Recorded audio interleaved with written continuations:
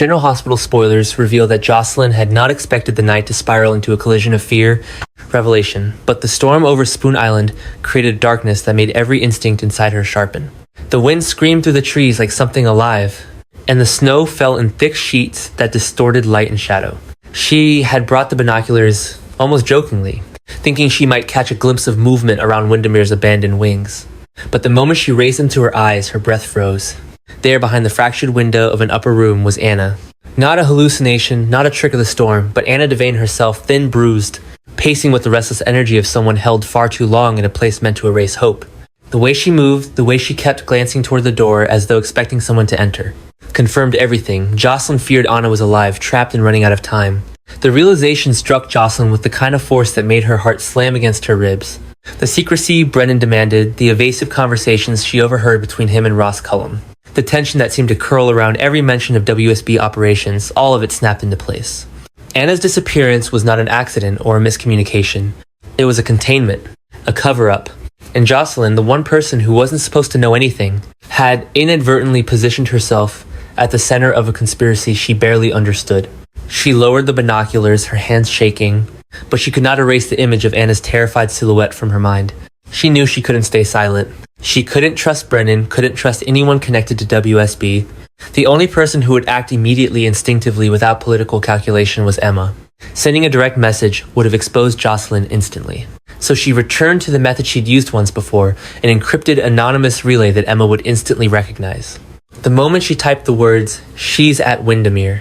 Anna is alive," her pulse throbbed with the weight of a secret that could crumble the world around them. She hesitated only long enough to scan the shoreline again, ensuring Brennan had not followed her. She hit send. Her breath caught in her throat. Emma, halfway across town, received the notification like a lightning strike.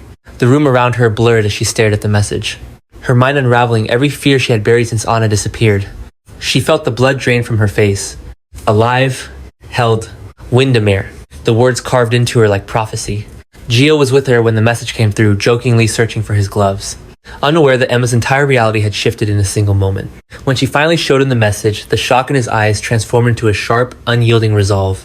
Gio, with his fierce loyalty and relentless energy, did not hesitate. He immediately began piecing together a strategy, analyzing the access points of the island, the timing of the storm, and the likelihood that Anna was being moved before the roads opened again. Emma, trembling yet burning with determination, knew this was no longer something she could distance herself from. She had seen too many people she loved destroyed by secrets. Anna would not be another name on that list. Meanwhile, Josslyn remained near the shoreline, still watching Wyndemere through the binoculars. Desperate to catch another glimpse of Anna, but what she saw next chilled her deeper than the storm itself. A man's silhouette entered the room. The figure was large, deliberate, moving with the authority of someone who believed the world belonged to him. Anna recoiled. The man reached for her. Even from a distance, the violence of the gesture was unmistakable. Seconds later, Anna disappeared from view as she was dragged away. Josslyn's breath cracked. That was the moment she realized she was too late to intervene directly. Anna was being moved. And once she left that room, no one could predict whether she would ever be found again. Emma and Gio, reading Josslyn's update, felt their window of opportunity shrinking. The frantic urgency between them hardened into a mission, one they would carry out regardless of how reckless, dangerous, or forbidden it might be. They began mapping the route to the docks, aware that the storm made travel nearly impossible, but equally aware that waiting for dawn meant letting Anna vanish. Forever. Emma's heart thundered as she gathered everything she might need, flashlights, emergency gear, even medical supplies in case the worst had already happened. But beneath her fear lay something fiercer, a determination born from blood. Anna was her family, her anchor, the person who had shaped her sense of justice. If Anna was fighting to survive, then Emma would fight to reach her. Gio fueled the momentum with his unwavering confidence, swearing they would make it before Anna was transferred. The storm no longer intimidated him. The danger was irrelevant. All that mattered was action. Together they pushed forward while Josslyn stayed behind to keep watch, terrified yet unflinching. Every muscle in her body tuned to the hope that she'd spot one more movement, something, anything that could help them. And as the snow thickened and the island seemed to swallow its own secrets, one truth became undeniable. Josslyn's sighting of Anna was the spark that ignited a new volatile chain reaction. Emma and Gio were now racing against forces far bigger than they understood, against enemies who had already proven willing to cross every line. This wasn't just a rescue attempt. It was the beginning of a war built on silence, betrayal, and a truth that no one was supposed to uncover. And none of them, not Josslyn watching from the shore, not Emma bracing against the wind, Not Gio pushing through the storm realized just how catastrophic the consequences of this discovery would soon become. The moment Josslyn hit send on the anonymous message to PCPD, a ripple of dread ran through her, as if the storm around Spoon Island had reached inside her chest and tightened its grip on her heart. She had never intended to become a whistleblower, never imagined she would be the person standing between Anna Devane and whatever fate her captors had planned. But the sight of Anna being dragged away inside Wyndemere left her no choice. She stayed hidden in the shadows near the shoreline, watching that monstrous silhouette rise against the snow. Knowing every second counted as Dante, and Detective Turner received her encrypted alert back at the precinct. The message struck them like a detonator, a hostage at Wyndemere possible WSB involvement. Movement during the storm too precise and too urgent to ignore. Dante felt his entire training ignite at once, a blend of instinct and fear. Because deep down, he already knew the truth. His mind refused to articulate if someone wanted Anna disappeared. They would not hesitate to erase her completely before the storm cleared. Turner, meanwhile, dove headfirst into old case files, digital breadcrumbs, and sealed operational reports. And what he uncovered about Pascal and Sidwell made his skin crawl. Two men operating in parallel shadows, manipulating surveillance grids, bearing evidence, and rerouting transportation logs that led straight to Spoon Island. The pieces formed a pattern that could no longer be dismissed as coincidence. While Dante mobilized the limited personnel who could reach the docks, demanding boats be readied the moment the wind shifted, Turner pushed for emergency search authority, fully aware that the deeper they dug into Pascal and Sidwell's misconduct, the more dangerous their investigation became. Far from the precinct, Josslyn's breath clouded in the freezing air as she continued observing Wyndemere, terrified she might witness Anna vanish forever, yet unable to turn away. She kept refreshing her encrypted app, hoping for confirmation that her message had reached someone who could help, unaware that her tip had already placed PCPD on a collision course with a conspiracy far more intricate than she could have imagined. As Dante and Turner prepared to breach Wyndemere at the first break in the storm, their minds circled the same realization. This wasn't merely a kidnapping, but part of a controlled operation designed by men who believed themselves untouchable. Pascal's cruelty, Sidwell's secrecy, the unexplained lockdowns within WSB branches, it all pointed toward a network built on silence and intimidation. And Anna had become the one person who could expose it. The storm surged louder, the waves hammering the rocks like war drums, but Josslyn stayed rooted in place, knowing her role was not to fight but to watch, to report, to send every scrap of information to those who had the authority to act. And as PCPD gears shifted into motion and Dante's command echoed through the precinct, a chilling certainty settled over the night. Wyndemere was no longer just a fortress of secrets, it was the battlefield, where truth, corruption, and desperation were about to collide, and none of them, not Josslyn, not Dante, not Turner, had any grasp of how violently Pascal and Sidwell would respond when they realized their perfect silence had finally been broken. Cullum had always operated in the shadows, but tonight the storm around Spoon Island seemed to intensify the darkness inside him, sharpening his calculations and pushing him toward a terrifying new level of control, one that neither the WSB nor Port Charles was prepared to confront. As Josslyn's anonymous messages began ricocheting through the delicate web of secrets he and Sidwell had built, Cullum sensed the shift instantly, like a cold blade tapping against the back of his mind, alerting him to the fact that someone had pierced the perimeter of silence he'd so carefully constructed. He had underestimated her naive, emotional, too young to grasp the games of power. He thought he played alone, but he saw now that Josslyn Jax had become something far more dangerous than a curious civilian.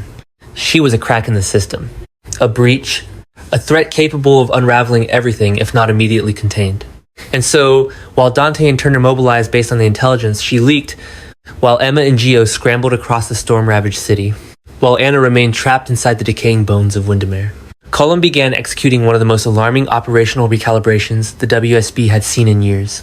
His adjustments were precise, silent, and deadly, calculated to suffocate the truth before it could spread any further. He rerouted digital communications, shut down internal tracking logs, and issued covert alerts to agents who didn't know they were following orders built on corruption, each step tightening the noose around anyone who might stand in his way. Meanwhile, Josslyn had no idea that Cullum had already traced the anonymous signals she sent not back to her exact device.